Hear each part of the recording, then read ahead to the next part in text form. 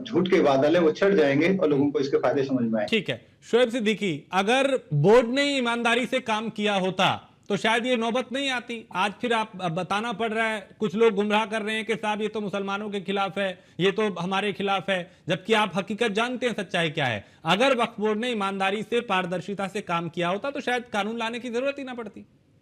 देखिए सर, मैंने वही आपसे बात कही कि जिस समाज में आप जाएंगे या जिस पार्टी में जाएंगे, कुछ अच्छे कुछ बुरे होते हैं।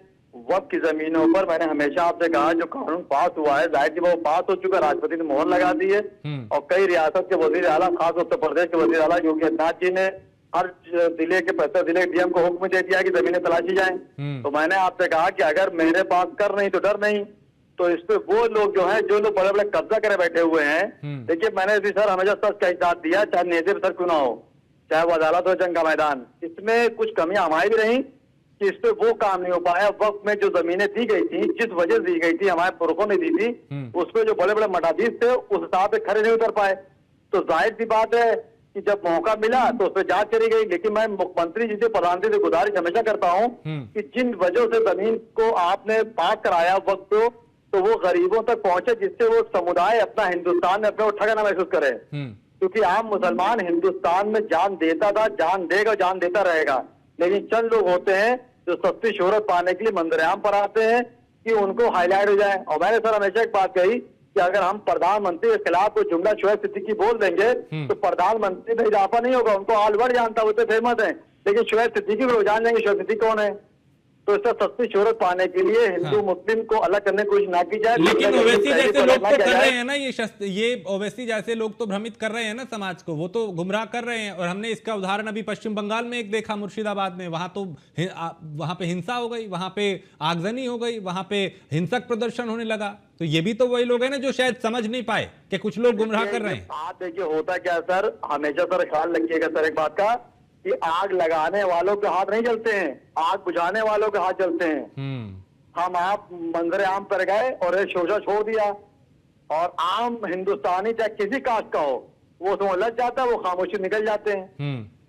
इस तरह की बात करके मैं समझता हूँ जो बंगाल में हुआ है, आप देखिए जिनकी वजह से हुआ है या जिनके जुमले से हुआ है, वो ऐसे मजे ले रहे होंगे और आम हिंदुस्तानी वहां परेशान रहा। जो आग वहां लगी, जो लोग जले या मकान जले, दुकान जली, जिस भाई का भी जला हो, दर्द हमें है।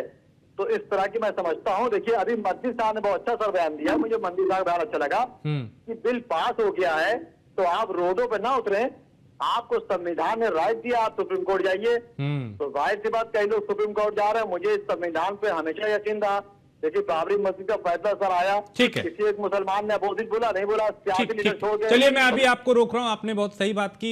एक बड़ी खबर आ रही है, हमें उस तरफ जाना है। बहुत शुक्रिया आप दोनों के। या कुछ लोग जो गुमराह कर रहे हैं, होता क्या सर कि उस वक्त की सस्ती शोहरत पाने के लिए कुछ लोग मंदिर आम पर आते हैं और हिंदुस्तान की खुशनसीबी समझिए, बदनसीबी की यहाँ हमेशा सियासत करी गई है।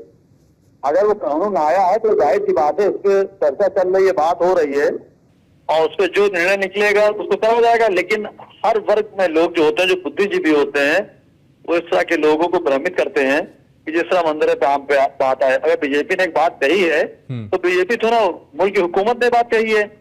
और वक्फ बोर्ड की जहां तक बात है तो शुरू से एक बात रही, देखिए कि हमारे पुरुषों ने जो जमीन दी थी वो उस वक्त दी थी कि जो बेवा हो, यतीम बच्चे हो, उनको लिए खर्च की जाए। लेकिन हमारे वहां भी कुछ कमियां रही कि उसमें वक्फ जमीनों पे 90% जो है मुसलमान ही कब्जा करे बैठे हुआ है, जो ईमानदारी की बात है। आप देखिए जमीनें बड़ी बड़ी लैंड पड़ी हुई हैं, बहुत से मैरिज हाल चल रहे, कह मकानात हैं जो किराए चल रहे हैं, तो गवर्नमेंट की नजर थी उसके ऊपर।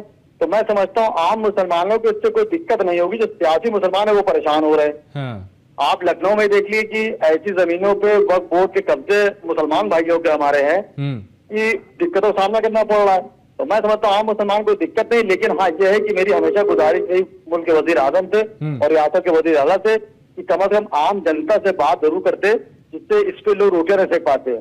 और हमेशा सर एक चीज रखिएगा कि जो मौजूदा हुकूमत होती है और जो अपोजिशन में होती है, तो अपोजिशन का काम होता है कि चाहे वो मौजूदा हुकूमत गलत काम करे या सही काम करे, हमें उसे बारीकी ढूंढ के उनके खिलाफ बात ठीक करनी ठीक, वो है। तो एक राजनीतिक मामला है कि विपक्ष क्या करेगा, सत्ता पक्ष क्या करेगा, लेकिन खेमचंद जी इसी बात को लोगों तक पहुंचाना है जो शोएब सिद्दीकी भी कह रहे हैं।